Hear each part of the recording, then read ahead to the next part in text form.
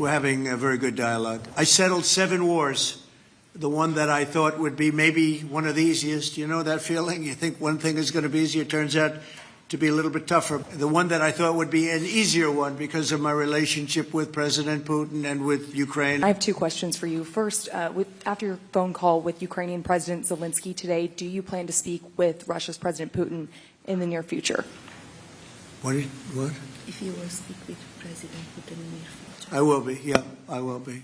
We're having a very good dialogue. I settled 7 wars.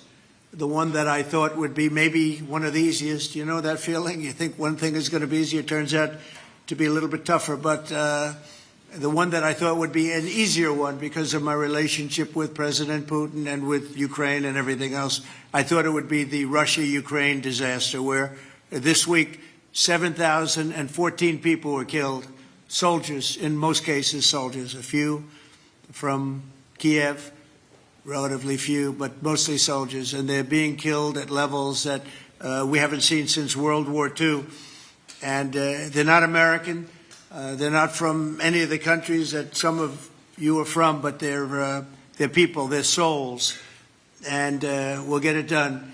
But that's turned out to be the most difficult of the group. You know, I settled 3 wars. One was 31 years going. A lot of people killed, 10 million people. Another was 34, and another was 37 years it was going on. And people said, you can't settle them, and I settled them. This one turned out to be more difficult, but we'll get it. We're going to get it settled. Mr. President, Senator Bill Cassidy said effectively we're denying people vaccines. Do you have full confidence in what RFK Jr. is doing? Well, I didn't get to watch the hearings today, but he's a very good person.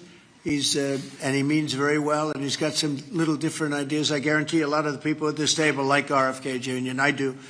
But he's got a different take, and we want to listen to all of those takes. But I heard he did very well today. But it's not your standard.